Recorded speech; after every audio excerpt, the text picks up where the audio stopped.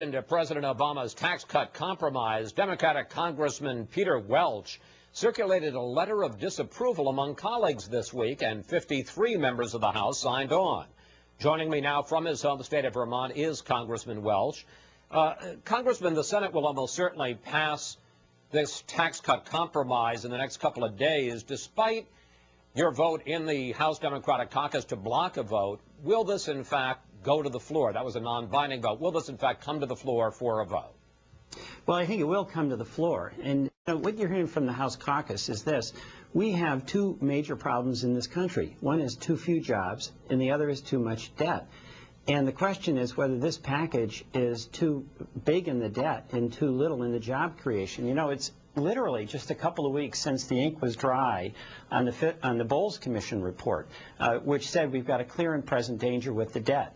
And it's only in Washington that the response to that would be $1 trillion add-on to the debt, much of it to pay for tax cuts that don't produce jobs and will be put on the credit card to pay for. So those are the real concerns. Yeah, I certainly understand those concerns. Having said that, Congressman Chris Van Hollen, who was my guest on Fox News Sunday, said, yes, it will come to for a vote on the House floor, that there will at least be a separate vote on trying to block the change in the estate tax, which would allow more estates not to be covered by the estate tax at all. But he said in the end, House Democrats are not going to block the tax cut extension from taking place. Do you agree with that? Well, it's true. See, in the House, we voted to extend the tax cuts for the middle-class Americans up to $250,000. And I really think Mr. Van Hollen is on to something. We have to have a debate. We should have a debate so the American people can get engaged. And what I'd like to see us do, since I actually have confidence in the democratic process, I want to let people in America see where we stand. I'd like to see us have separate votes on extending tax cuts for middle Americans, a separate vote on the estate tax, which is $68 billion that go to 38,000 families in a country of 300 million, a separate vote on extending the tax cuts at the very high income. But if I may, because we have limited time, sir, do you agree that in the end, House Democrats are not going to block this entire deal, and in that sense will not allow middle-class people to get a tax increase?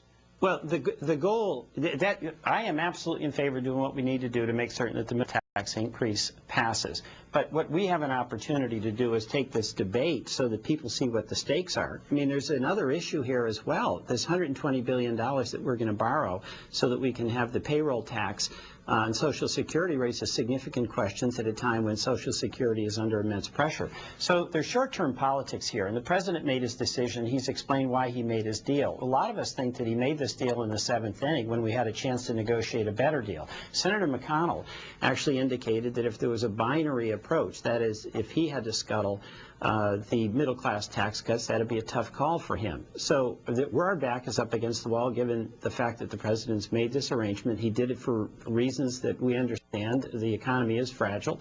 He says it's the best deal he could make, but frankly, I don't think it is the best deal he could make. Let me ask you, Congressman, I'm sorry to interrupt, but we do have limited time.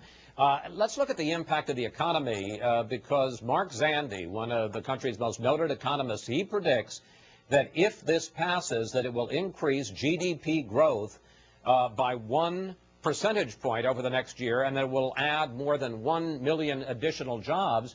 And you've got the President's outgoing but top economic advisor, Larry Summers, saying if you don't pass it, there's going to be a double-dip recession.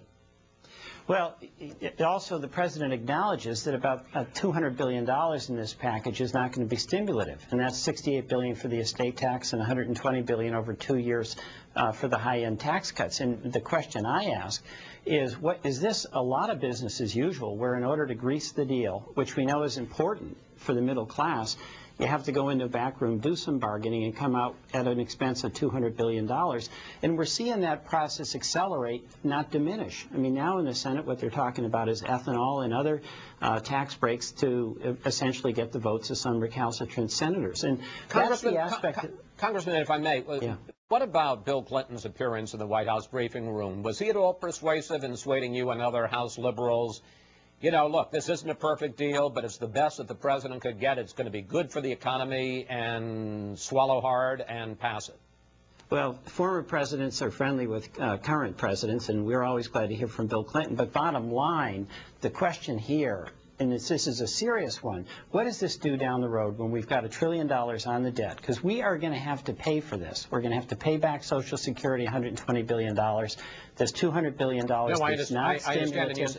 I'm sorry, sir, you said that. My question is whether or not Bill Clinton was at all persuasive to you. No, he didn't persuade me on this. He was being sympathetic with the president, his predicament, the president making his decision when and how he made it. But obviously the House has a separate opportunity to stay on the field and fight through the 7th inning when the last pitch is thrown. Congressman Peter Welch of Vermont, we're going to have to leave it there. We want to thank you so much for coming in today, sir. Thank you.